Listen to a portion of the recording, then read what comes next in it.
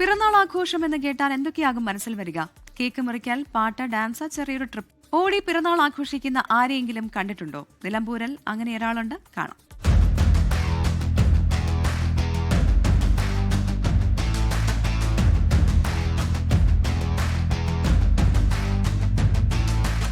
ശനിയാഴ്ചയായിരുന്നു നിലമ്പൂർ പൂക്കോട്ടുപാടം മാമ്പോയിൽ സ്വദേശിയായ പി സുനിൽകുമാറിന്റെ പിറന്നാൾ.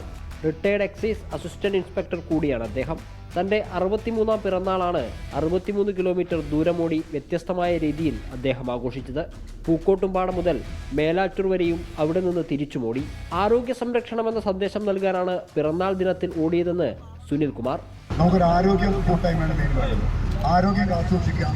അതിന് നമുക്ക് നമ്മുടെ പഞ്ചായത്ത് തലത്തിൽ നമുക്ക് എന്തൊക്കെ ചെയ്യാൻ പറ്റും, അങ്ങനെ കൂട്ടായ്മയെ രൂപീകരിക്കുക, അതിന് ഒരു മുൻതൂക്കം കൊടുക്കുക മാത്രമാണ് എൻ്റെ ഉദ്ദേശം.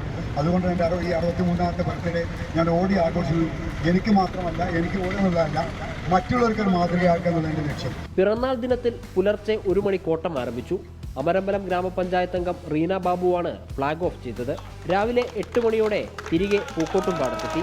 പൂക്കോട്ടുംപാടത്തെ ഓട്ട കൂട്ടായ്മയായ സൺറൈസ് ഭാരവാഹികളും പഞ്ചായത്ത് പ്രസിഡന്റ് VP അഫീഫയും ഭരണസമിതി അംഗങ്ങളും ചേർന്ന് സുനിലിന് സ്വീകരണവും നൽകി.